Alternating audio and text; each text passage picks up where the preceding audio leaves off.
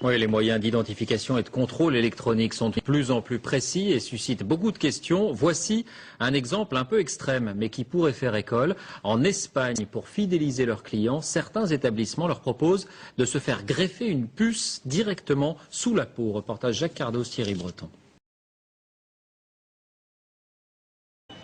Oui, les moyens d'identification et de contrôle électronique sont de plus en plus précis et suscitent beaucoup de questions. Voici un exemple un peu extrême, mais qui pourrait faire école. En Espagne,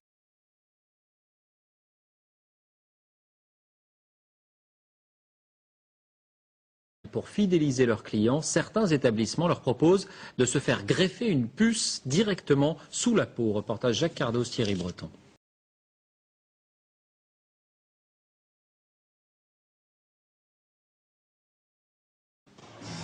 Attention, cet homme est porteur d'une puce électronique. Implantée dans le bras, elle lui permet d'avoir accès au carré VIP. Comme un produit de supermarché, les clients sont barcodés et la puce contient leur crédit consommation.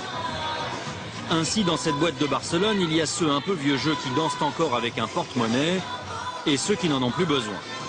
Légalisée depuis un an, cette greffe est même proposée à l'intérieur de la boîte contre 125 €. L'opération ne dure qu'une vingtaine de minutes. D'abord une petite anesthésie locale, ensuite la puce est greffée sous la peau et reliée à un compte personnel, un peu comme un compte bancaire. Je ne sais pas pourquoi j'ai voulu faire ça. En fait, c'est peut-être parce que tout le monde l'a. Et puis, c'est pour savoir comment c'est juste pour ça. Cette puce qui vient des États-Unis a obtenu un droit de commercialisation à condition de ne pas détenir d'informations médicales. Facile à implanter, n'importe qui peut donc s'improviser infirmière de boîte de nuit. C'est plus facile que de faire un piercing. Et ceux qui font ça n'ont pas spécialement d'autorisation. Et de toute façon, je me sens capable de réagir en cas de problème. Une centaine de consommateurs a déjà opté pour l'identification électronique. Un seul petit problème, pour se faire retirer la puce, il faut subir une intervention chirurgicale. C'est le même principe que pour les femmes qui se font implanter une pilule contraceptive. Au bout d'un an ou deux, il faut bien l'enlever pour en faire poser une autre.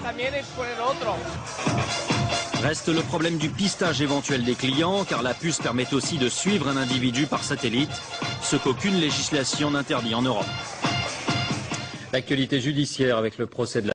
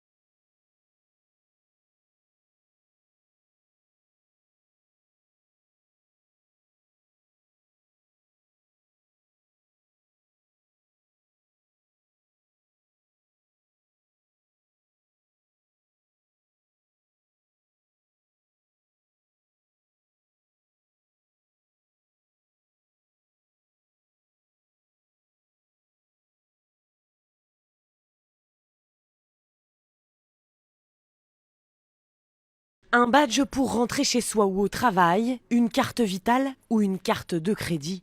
Tous ces objets sont en sursis. Le futur le voici, une micropuce plus fine qu'une allumette implantée sous la peau. Et tous les pouvoirs seront bientôt entre vos mains. Vous pouvez débloquer votre téléphone, ouvrir votre porte, votre voiture, déclencher votre radio, enfin faire ce que vous voulez.